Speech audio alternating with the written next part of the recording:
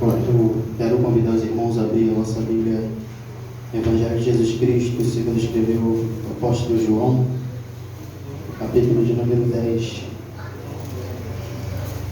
Iremos ler então do verso 1 até o 9.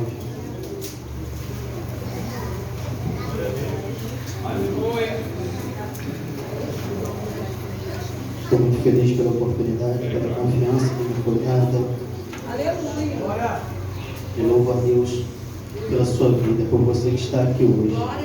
Amém? Eu sei que a luta é muito grande para estarmos na casa de Deus, para nos reunirmos, para adorar Ele. Só o Senhor pode contemplar o mundo espiritual como guerrearam para que você não estivesse aqui. Mas a vontade do Senhor foi maior e você está aqui hoje. Todos acharam? Vamos ler então o texto. João capítulo 10, a partir do verso 1. Em verdade vos digo que aquele que não entra pela porta no aprisco das ovelhas, mas sobe por outra parte, é ladrão e assaltante. Aquele, porém, que entra pela porta é o pastor das ovelhas. A este o porteiro abre a porta, as ovelhas ouvem a sua voz. Ele chama pelo nome as suas ovelhas e as leva para fora. Quando tira para fora todas as ovelhas que lhe pertencem, vai adiante delas, e elas o seguem, porque conhecem a sua voz. Jamais seguirão o estranho, antes fugirão dele, porque não reconhecem a voz dos estranhos. Jesus lhe propôs esta parábola, mas eles não entenderam o que ele queria dizer. Portanto, tornou Jesus a dizer: em verdade vos digo que eu sou a porta das ovelhas. Todos os que vieram antes de mim são ladrões e assaltantes, mas as ovelhas não os ouviram. Versículo 9: eu sou a porta, e todo aquele que entrar por mim será salvo. Entrará, sairá e achará pastagens. Eu sou a porta, e todo aquele que entrar por mim será salvo. Entrará, sairá e achará pastagens. Eu peço aos irmãos que, os que puderem, deixem sua Bíblia aí aberta, esse texto, e nós iremos acompanhar a exposição da leitura, conforme o Espírito Santo vai falando conosco. Amém? Você pode aplaudir o Senhor mais uma vez, a Ele que é digno de toda a honra, toda a glória e todo o louvor. Aleluia! Glória a Deus! Aleluia, Deus! Glória a Deus! Aleluia!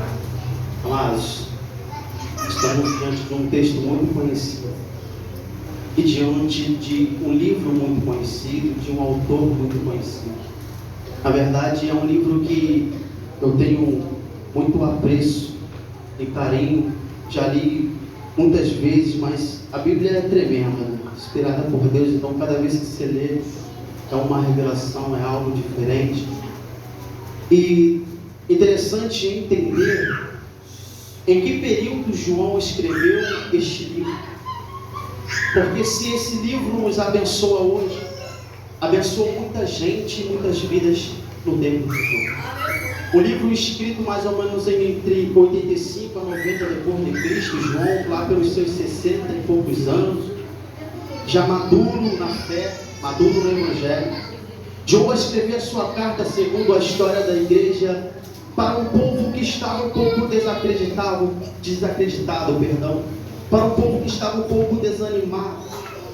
Havia muitas heresias surgindo, muitos falsos ensinos surgindo e sufocavam a igreja do Senhor.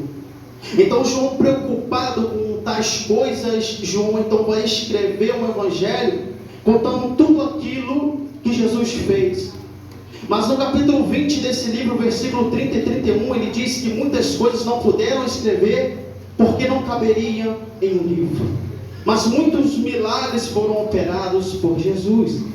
Mas que o propósito daquele livro, no versículo 31, ele diz que o propósito desse livro foi escrito para que quem o lesse, cresce que Jesus é o Filho de Deus, aleluia, e que Jesus é o próprio Cristo, e para que as pessoas que crescem nele tivessem vida no seu nome. Foi um livro escrito para que quando pessoas ouvissem ou lessem esse livro, recebessem vida. E eu lhe pergunto, que tipo de vida é essa que o Senhor nos promete? Será que é uma vida de riqueza nessa terra? Será que é uma vida de prosperidade nessa terra? Na verdade, existem vidas que podemos ser testemunhas oculares e contemplar e até palpar. Entendemos que existe a vida vegetal, porque uma planta é um ser vivo. E eu entendo que a planta também foi o Senhor que criou, pois Ele diz: produzir sobre a terra todas as ervas verdes. Existe uma vida vegetal. Existe também a vida animal, porque o Senhor diz: olha, produzirá então todo tipo de animal sobre a terra. Deus produziu a vida vegetal e produziu a vida animal. Isso tudo é estudado pela ciência, pelo conhecimento humano. O homem consegue compreender todas as células, todo o crescimento de uma planta e de um animal. Existe também a vida humana, no qual nós também fazemos parte, respiramos, sentimos. E essa vida humana também é estudada pela ciência, pela filosofia e pelo conhecimento do homem. Mas há uma vida que o homem comum e natural não consegue compreender, nem entender, nem estudar. E é essa vida que o Senhor veio proporcionar. Porque essa vida não pode ser compreendida pelo conhecimento, pela ciência, pela filosofia. Nenhum conhecimento humano pode explicar que tal vida é essa. E essa vida é chamada vida espiritual. E só entende que é vida espiritual quem é espiritual. Deixa eu dizer para você, você já ouviu dizer que o homem é semelhante à imagem de Deus? Ele foi feito à imagem e semelhança de Deus. Em Gênesis, Deus diz: olha, façamos o homem à nossa imagem e semelhança. Mas o que é ser semelhante a Deus? Amado, Deus tem alguns ou vários atributos. Alguns atributos comunicados e outros não comunicados. Como assim? Existem os atributos de Deus que são comunicados. Deus é bom e nós podemos exercer bondade. Deus é justo e nós podemos exercer justiça. Deus perdoa e nós podemos também perdoar. Deus é misericórdia e nós podemos ser misericordiosos. Só que existem atributos que não são comunicáveis. Quais atributos? Onisciência, onipotência, onipresença. Só Ele tem toda a ciência, só Ele tem todo o poder, só Ele está em todo lugar ao mesmo tempo. Aleluia. Então o que é isso? Ser a imagem e semelhança de um Deus. Deixa eu dizer para você, essa bondade, essa justiça, a misericórdia, tudo isso o pecado manchou. O pecado manchou a imagem de Deus no homem. Agora preste atenção. E aí, amado? Então para que João está falando sobre vida? É porque na cruz do Calvário Cristo reconstruiu essa imagem. Na cruz do Calvário Cristo traz de volta essa imagem. Deixa eu contar algo para você. Permita-me contar uma parábola. Certo homem andando na floresta, de repente ele cai em um buraco muito fundo. Havia lama no fundo desse buraco. Ele estava sozinho. E ele começa a se debater, fazendo de tudo, se esforçando para subir e tirar, lançar, sair desse buraco, mas ele não consegue. Cada esforço dele, ele se suja mais de lama. E de repente, amados, surge um homem, lança uma corda no fundo desse buraco e faz toda a força e tira esse homem de dentro do buraco de lama. Pega este homem e o põe numa pedra, são e salvo. Perceba que se a ilustração acaba por aqui, esse homem está salvo. Está ou não está? Amém ou não amém? Amém. O homem está salvo, pastor, mas continua sujo de novo. Mas Cristo, Ele não deixa a obra dele pela metade. Em Filipenses diz que aquela obra que Cristo começou, Ele há de aperfeiçoá-la até a vinda dele. Presta atenção, Cristo é aquele que lança a corda, tira do buraco de lama, põe na rocha, põe na pedra, ainda lava. Cristo é aquele que salva e lava o pecador. É por isso que Ele disse que conhecereis as árvores pelos frutos. Pode a árvore boa produzir frutos maus ou a árvore má produzir frutos bons? Não pode. Na verdade, os nossos frutos revelarão quem nós somos de verdade. Os dons revelam o que a gente tem e o que a gente pode fazer. Mas não são os frutos que podem revelar o que Cristo fez dentro de você. Talvez você não pregue bem ainda, não cante bem ainda, não tenha revelações ainda, mas você sabe amar, você é lembrando, você tem paz, você tem alegria. Então, querido, deixa eu te dizer, você é cheio do Espírito Santo. Meu Deus, aleluia! João escreve um livro para a vida. E no contexto do capítulo 9, Jesus vai abrir os olhos de um cego. Jesus abre os olhos de um cego. E a primeira coisa que esse cego faz é entrar dentro do templo para agradecer e adorar o Senhor. Só que ele era um cego de nascença. Todos sabiam que ele era cego desde seu nascimento. Então, queridos, houve uma grande divulgação desse milagre. E perguntaram: olha, és tu mesmo que era cego e agora enxerga? Eu acredito que é tu. E ele diz: sou eu mesmo. Agora havia um povo dentro do templo com um coração duro com a religiosidade. E eles chegam para aquele cego e perguntam: quem o curou? Ele disse: olha, um homem chamado Jesus. Ele fez lodo, passou nos meus olhos e disse para me lavar no tanque de Siloé. Eu fui e agora eu enxergo. Ele: mas como pode? Não, isso não é possível. Chama os pais dele para confirmar isso. E os pais: olha, ele já é grande, ele pode dizer por si mesmo, porque teriam ser tirado do templo. E eles perguntam novamente: olha, homem, quem foi que te curou? Como que aconteceu isso? Ele: olha, eu já disse para vocês que foi um homem chamado Jesus que me curou. Querem vocês também serem discípulos dele? Quando eles falaram isso, mexeram com o ego dos fariseus. Os religiosos então decidem: expulsaremos esse homem. E tiram esse homem de dentro do templo. E expulsam esse homem de dentro do templo. Mas quando esse homem sai de dentro do templo, do lado de fora ele encontra aquele que o curou. E aquele que o curou diz para ele: olha, aleluia, vejo que está já salvo.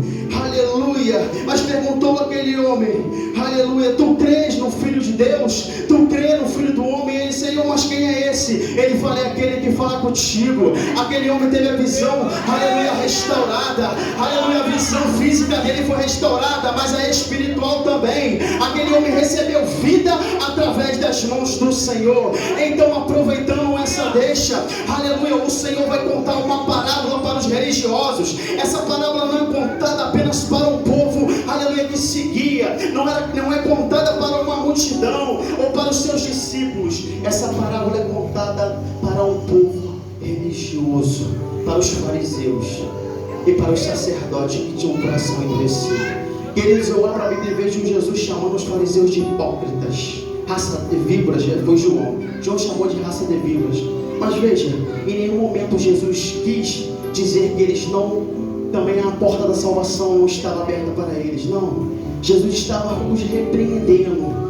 Jesus estava nos ensinando qual era o caminho. Eu creio que Jesus, quando contou essa parábola, vai contar essa parábola do bom pastor. Era uma oportunidade para abrir os olhos dos fariseus, porque a mesma história falando sobre a ovelha e pastor foi dita também em Ezequiel 34. E eles conheciam muito bem as leis. Eles também, aleluia, poderiam contemplar com seus olhos naquele período, naquele tempo, pastores cuidando de ovelha. E é onde nós iremos entrar na parábola. Amados, Jesus vai contar uma parábola, vai contar uma história que era presente naquele tempo.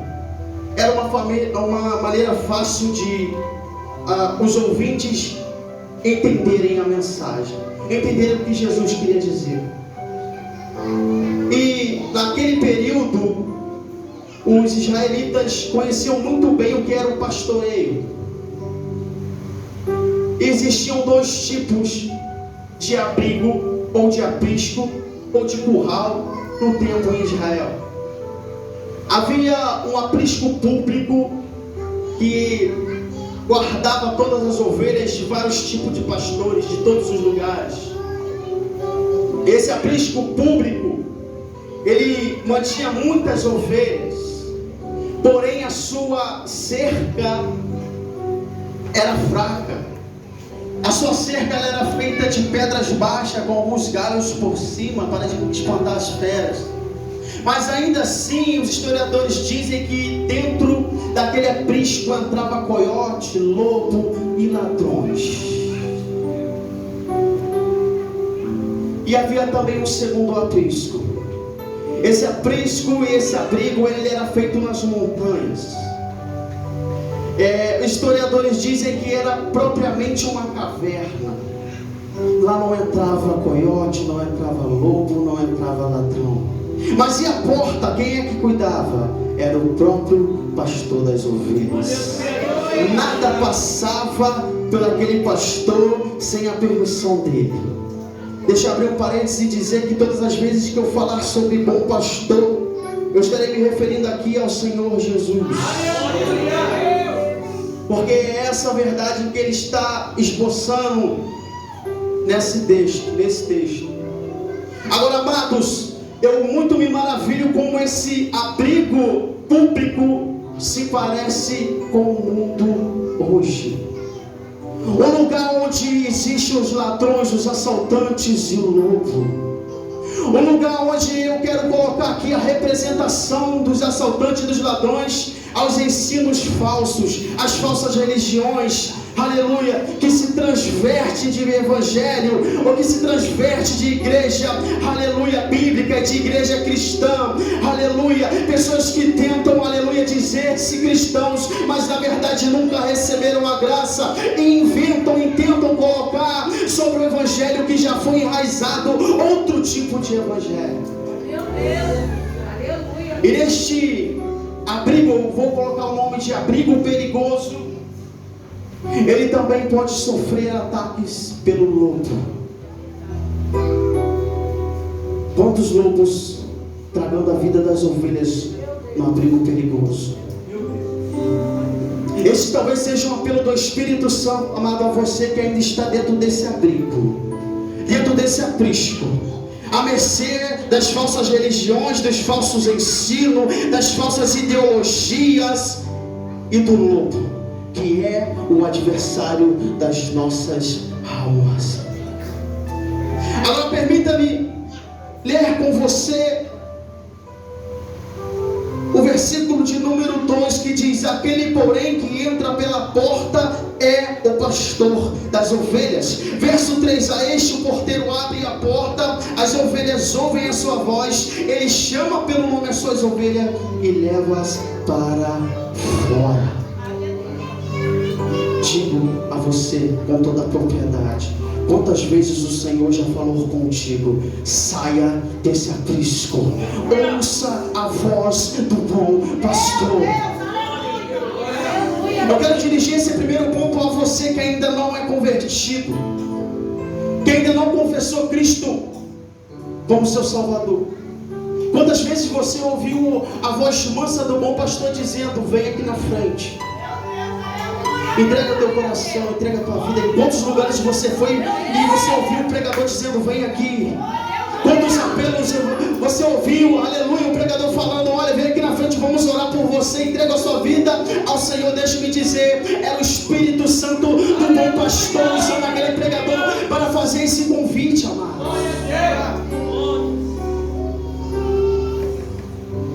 O texto diz que o bom pastor chama as ovelhas pelo nome e elas o seguem, e ele as tira de dentro desse aprisco perigoso. Amados, quero dirigir em segundo lugar essa palavra aos que saíram já do abrigo perigoso. Quero dirigir esta palavra aos que já saíram do aprisco perigoso, aos que já seguiram e ouviram a voz do bom pastor, e dizer a você que existem algumas características para as ovelhas, e existem também alguns atributos do pastor, ou muitos atributos do pastor. E agora o primeiro ponto é que você sai do aprisco perigoso, você agora irá adquirir características de ovelhas. E ovelhas que estão sozinhas, perdidas no abrigo perigoso, não. Ovelhas que estão perdidas no mundo, não. Você irá adquirir características de ovelhas que agora tem um pastor. Agora perceba, eu quero abrir um ponto aqui interessante, porque ele diz sobre mercenários e ladrões. Hoje em dia ainda existe um pastoreio de ovelhas. Pessoas são contratadas para cuidar de ovelhas de algum proprietário. Mas naquele tempo em Israel não era assim.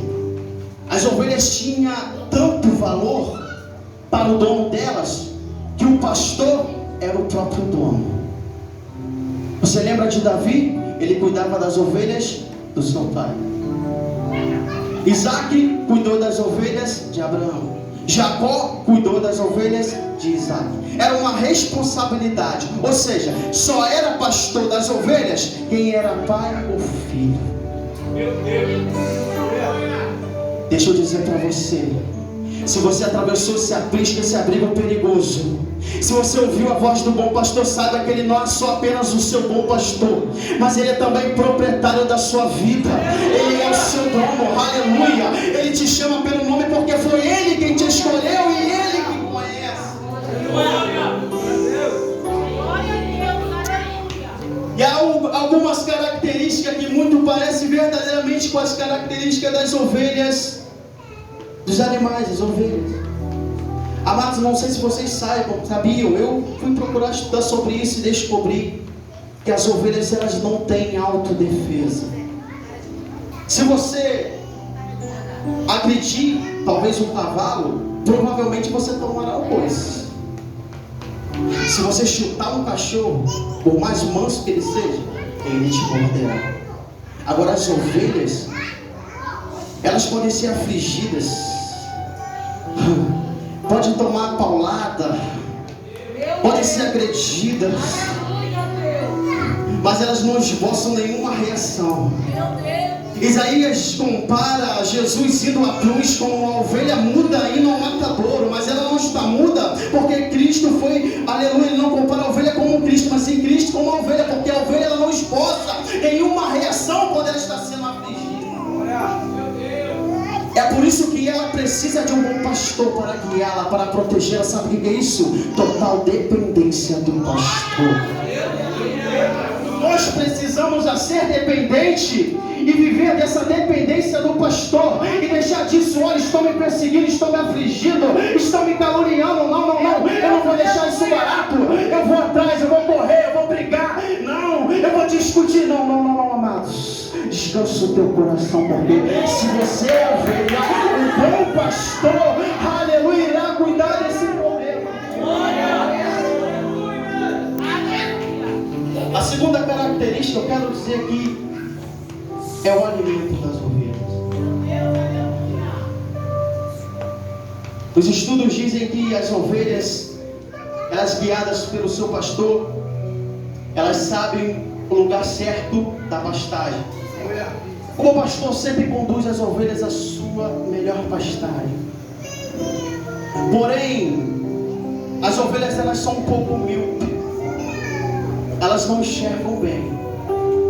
E às vezes elas saem um pouco de perto do rebanho e procuram pastagens indecentes, pastagens que não são um bom alimento, que não contêm um bom alimento. E quando essa ovelha é achada e ela é juntada ao rebanho, enquanto todas as outras dormem e descansam, geralmente no momento noturno, essa ovelha, diz os estudiosos, que ela sente um desconforto dentro dela por ter comido aquilo que não era bom, por ter se alimentado com aquilo que não era bom. E ela cai, aleluia, e ela sofre uma queda, e ela, com essas dores, ela cai com a barriga virada para cima. E a ovelha nenhuma consegue se levantar quando ela deita com a sua barriga para cima. E ela começa a esboçar barulhos para chamar a atenção. Só que o barulho que ela esboça não chega até o pastor.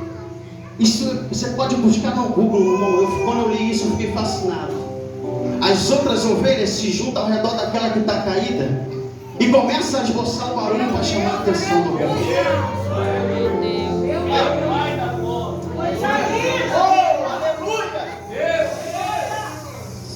Meu Deus do céu, se até um animal tem um cuidado de chamar uma ajuda, de clamar uma ajuda para um outro que está caído, quem dirá nós, ovelhas de Jesus, ovelhas do bom pastor, do verdadeiro. Aleluia, Jesus. Amados, que tremendo é ser conduzido pelo bom pastor. Eu quero ler o verso 4 que diz: quando ele tira para fora todas as ovelhas que lhe pertencem, vai adiante delas, e elas o seguem, porque conhecem a sua voz. Ele tirou do abrigo perigoso, e agora ele tira para fora essas ovelhas, e elas só são conduzidas, caminham, ouvindo e seguindo a voz do bom pastor. Aqui tem algo muito profundo. Perceba que ele não vai atrás dela tocando as ovelhas. Vai. Ele vai na frente, e só pelo som da voz as ovelhas vão seguir. É um pouco diferente do que nós costumamos ver com os boiadeiros, né? Os boiadeiros tocam os bois com berrante para fazer o barulho, e com os montados a cavalo, né? Para conduzir, né? Para agitar aquele gado, e para aquele gado caminhar. Mas crente de verdade não é movido por agitação nem barulho. Eita, olha. Ovelha de verdade segue a voz do bom pastor, é movido pela voz do bom pastor, é direcionado pela voz do bom pastor. E amado, quantas vezes o bom pastor falou? Quantas vezes? E como, você pode perguntar, como ovelha, posso ouvir a voz do bom pastor? Em que momento eu posso ouvir? E eu digo a vocês: primeiro ponto, oração. Segundo ponto, comunhão. Terceiro ponto, palavra. Quanto tempo você tem tirado de oração? Quanto tempo nós temos tirado de oração? Será que a oração fez parte do nosso dia a dia? Não precisa ser aquela oração bonita com palavras eloquentes, mas aquela oração sincera que Deus ouve. Aquela oração que você está quebrado, mas você consegue esboçar uma palavra, falar uma palavra, aleluia, mas Deus sabe o que você quer dizer por dentro. Quantas vezes, irmãos, você tem acordado pela manhã e a primeira coisa que você tem feito é entregar o seu dia ao Senhor? Senhor, aqui está, eis aqui, te apresento o meu dia, toma frente de todas as coisas. E quando que você, mesmo em situação difícil, pós uma situação difícil, você tem orado: Senhor, foi difícil, foi duro, mas obrigado, porque até aqui o Senhor me ajudou. Deixa eu dizer, irmãos, Daniel dentro da cova dos leões, o que determinou a vitória dele não foi o que ele era, o que ele fez dentro da cova, mas foi a vida que ele levou antes de entrar na cova. Era uma vida de palavra, porque ele conhecia as leis, e era uma vida de oração, porque ele orava 3 vezes ao dia, amados. Dentro de algum tipo de aflição, nós temos já que estar preparados. Ainda que iremos sofrer, ser afligidos, chorar, irá causar dor, mas esses meios da graça, oração, comunhão, jejum, palavra, irá nos fortalecer. Aqui diz que as ovelhas ouvem e seguem a voz do bom pastor, através também da comunhão, da reunião dos santos.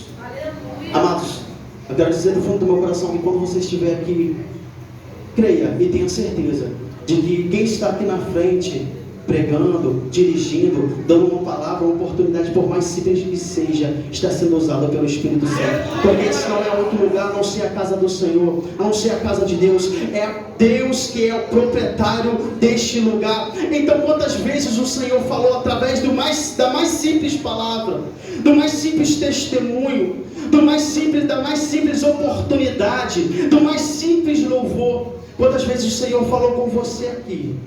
Mas e aí? Será que você ouviu? Será que nós ouvimos? E há um ponto tremendo, que é a palavra, Escritura, Bíblia. Ouvir e seguir o Senhor. Amado, quanto você tem lido a sua Bíblia, a Bíblia que está sobre você, que eu pedi para que você abrisse, o quanto você tem lido ela, o quanto você tem valorizado o que está escrito nela.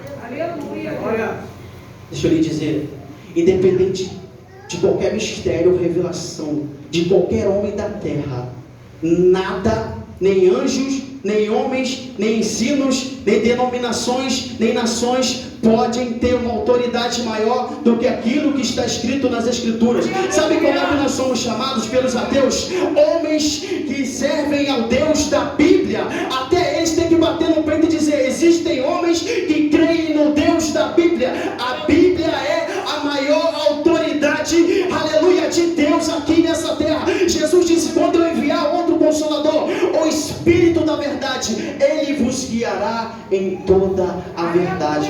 Amados, palavra de Deus, Escritura e Espírito Santo andam juntos. Aleluia, Escritura e Espírito Santo andam juntos. Deixa eu dizer para você, se você aguarda uma grande perseguição contra a igreja, aleluia, você talvez possa agora se frustrar, mas a perseguição da igreja já começou há muito tempo. Aleluia, como assim, irmão? Estão queimando crente, aleluia, estão mandando as igrejas fechar. Não, deixa eu dizer para você qual é a maior perseguição, aleluia, da igreja cristã. Se existe uma religião que é a mais moral no mundo hoje, é o cristianismo, aleluia, é a igreja bíblica e cristã. Se você parar para ler os jornais, se você abrir, aleluia, sua rede social e olhar com visões espirituais, você irá perceber que estão querendo distorcer essa moralidade. As leis que o Senhor instituiu, homem com homem com mulher, e que homem com homem, aleluia, isso não é do agrado do Senhor, que mulher com mulher não é do agrado do Senhor. As leis que o Senhor deu através de Moisés. Hoje, se você perceber, para um homem ser preso, não matarás, você é levado às leis da Torá. O padrão das leis hoje são os padrões dados, aleluia, por Deus a Moisés. Os padrões bíblicos, irmãos, estão acabando com isso. Hoje você não pode expressar uma verdade. Eles estão agora em algo chamado absolutismo. Se eu não me engano é isso o nome, absolutismo, que, aleluia, todas as coisas podem ser verdade para mim, mas não para você. Que não há verdade absoluta. Que aquilo que é verdade para mim pode ser uma mentira para você. Aquilo que é verdade para você pode ser uma mentira para mim. Amados, isso aqui é muito sério. Estão perseguindo a moralidade nossa. Você vê aí, não sei se alguém aqui viu, eu não vou citar o nome, mas perfumarias agora promovendo propagandas homossexuais. Amados, eu amo todas as pessoas, devemos amar todas as pessoas, mas não as ações más delas. Você consegue entender isso? Você consegue dividir isso? Você consegue dividir? Eu não posso, aleluia. A que ponto chegaremos? A um ponto de você pregar uma verdade e dizer arrependam-se, e o outro dizer não posso. Deus me ama assim, você assim. Não, amados. Há uma grande transformação. Deus verdadeiramente